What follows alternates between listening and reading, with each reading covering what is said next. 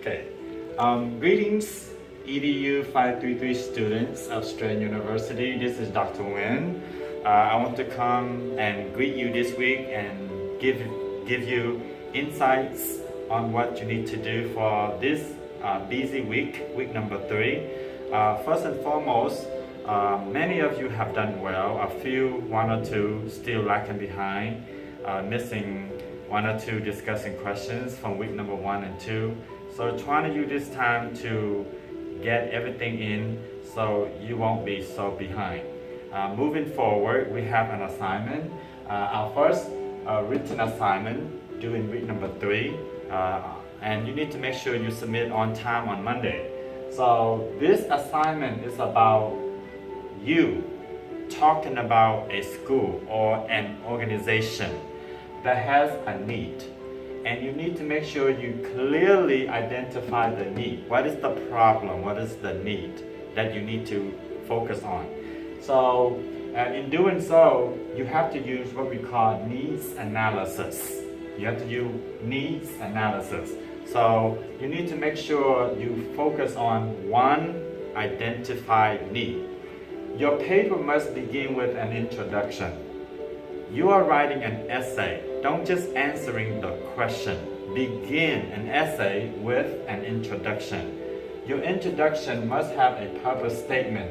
The purpose of this paper is to identify a need and using the need to address these components right here. So you need to clearly identify the need with the purpose statement. What is that you are writing about? Don't just start writing. If you don't tell the audience, the reader, what you are writing about, then you don't have an essay. So you need to make sure that you have an introduction, one short paragraph discussing the purpose statement of the need and talking about the need. After having the introduction, you need to move to the second paragraph. And the second paragraph needs to talk about needs analysis. How did you go about to identify the need? So the needs analysis is a process on how to address the need that you had. Okay? So you need to talk about needs analysis. After the needs analysis, you need to talk about the learner's characteristics. What about the learners? What are some of their strengths, some of their weaknesses? How do they learn? Do they learn from auditory learning styles or visual learning styles? Are they adult learners or young people? So what are some of their characteristics? Because students or learners or trainees come into learning something new.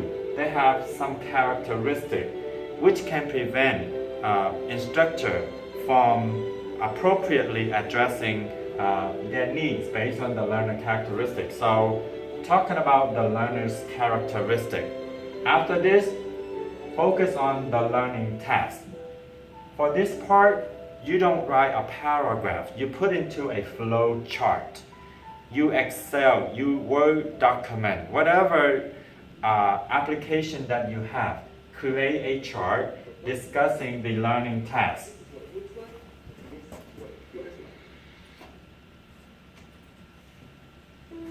And make sure the learning task, basically you have a training.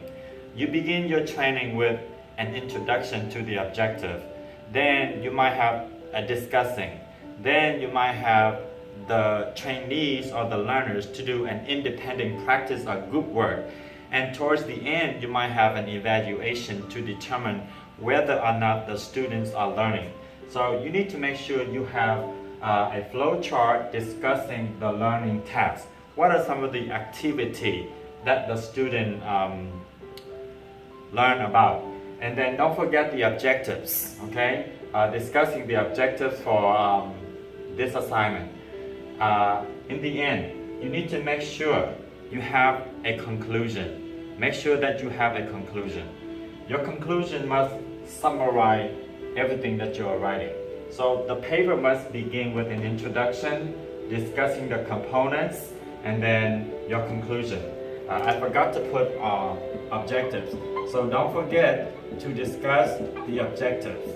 Okay, you need to discuss about the behavioral, the cognitive, behavioral, cognitive, and affective domain. These are the objectives. You need to come up with 3 objectives. So make sure that you have 4 major components: needs analysis, learner characteristics, objectives, and learning tasks. This part has to be a flow chart. Now this is some recommendation. You are writing a proposal, a training based on scientific research. Therefore, no pronouns. Try your best not to use I, we, or you. No pronouns. Proofread your paper. You are Strayer students, so you have free access to Grammarly. Make sure you use Grammarly to proofread your grammar. And also you need to cite. Make sure that you cite appropriately by having quality references. Use the date between 2008 2018. Avoid using Wikipedia. So make sure that you stay proactive. Let me know if you need help, and I will be glad to assist you. Thank you.